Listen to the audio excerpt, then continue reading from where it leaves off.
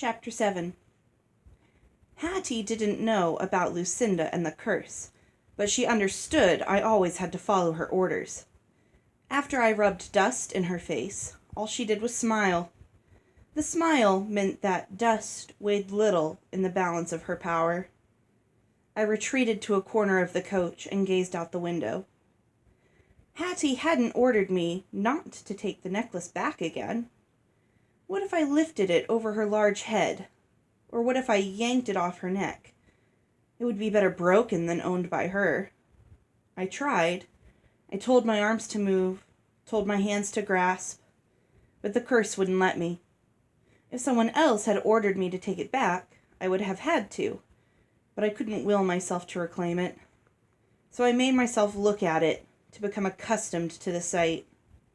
While I stared, Hattie stroked the chain, gloating.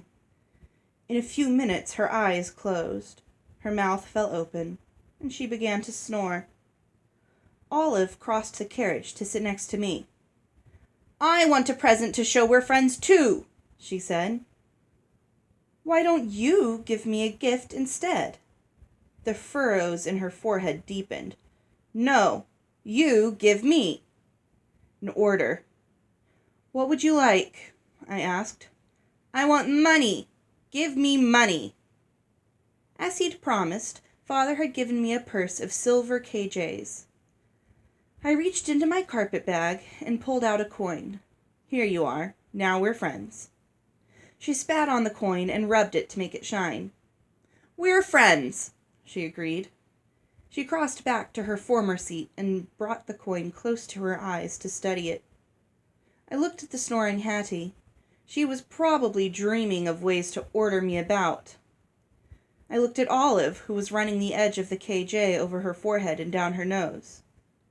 I began to long for finishing school. At least there they wouldn't be my only companions. In a few minutes, Olive joined Hattie in slumber. When I was certain both of them were soundly asleep, I dared to fetch Mandy's other present, the book of fairy tales, out of my bag. I turned away from the two of them to hide the book and to catch the light from the carriage window. When I opened it, instead of a fairy tale, I found an illustration of Mandy. She was dicing a turnip. Next to the turnip was the chicken I had watched her pluck that morning. She was crying. I had suspected she was fighting back tears when she hugged me. The page blurred because my eyes filled with tears too, but I refused to cry in front of Hattie and Olive, even if they were asleep. If Mandy had been in the coach with me, she would have hugged me, and I could have cried as long as I liked. She would have patted my back and told me, no, those thoughts would make me cry. If Mandy were here, she'd tell me why it would be big, bad magic to turn Hattie into a rabbit, and I'd wonder again what fairies were good for. That helped. I checked to make sure they were still sleeping. Then I examined the next page. It showed a room that probably was in King Gerald's castle, because Char was there, and the crest of Kyria was painted on the wall above a tapestry. Char was talking to 3 of the soldiers who had been in the ogre's guard at the menagerie. I puzzled about the meaning. Maybe an explanation would follow. I turned the page and found 2 more illustrations, neither one of Char or the soldiers. On the verso was a map of Frel. There was our manor, bearing the legend, Sir Peter of Frel. My fingers traced the route to the old castle and on to the menagerie.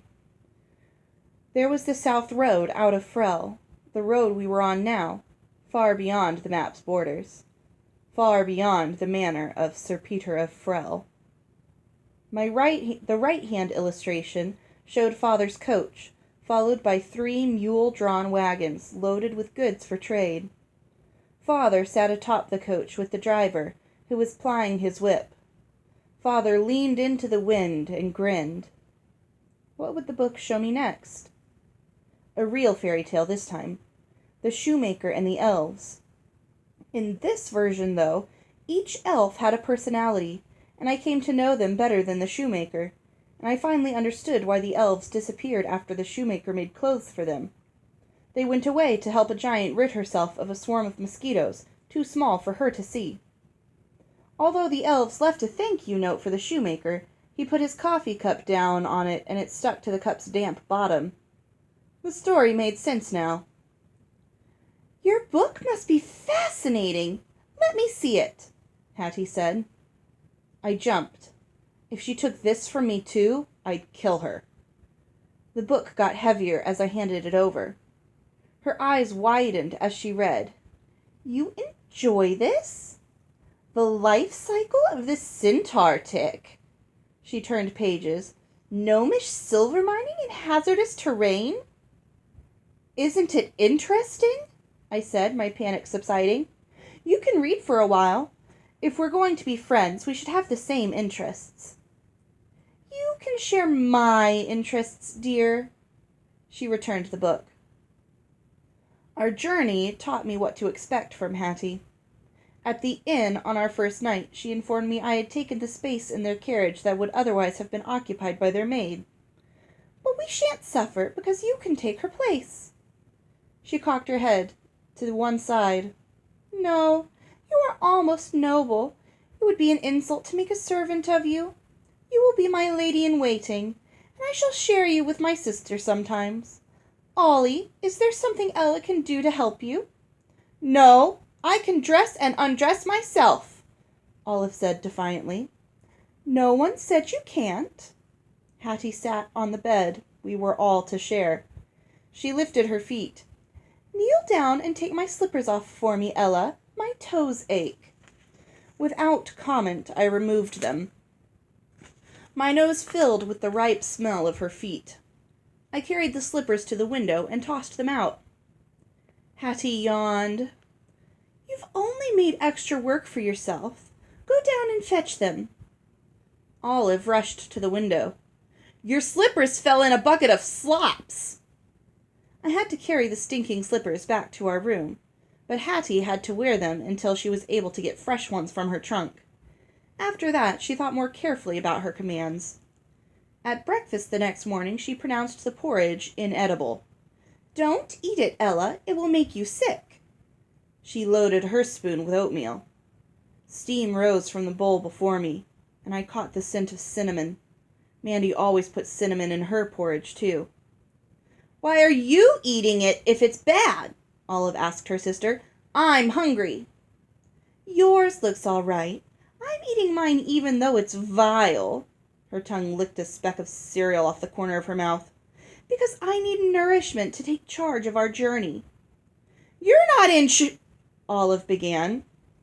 "You don't fancy your porridge, miss?" The innkeeper sounded worried. "My sister's stomach is queasy," Hattie said. "You may take her bowl away." "I'm not her sister," I said as the innkeeper disappeared into the kitchen. Hattie laughed, scraping her spoon around her empty bowl for the last remnants of porridge. The innkeeper was back with a plate of thick brown bread studded with nuts and raisins. "Perhaps this will tempt the lass's stomach," he said. I managed to take a big bite before a lady at the next table called him away. "Put it down, Ella." Hattie broke off a corner of bread and tasted it. "It's much too rich."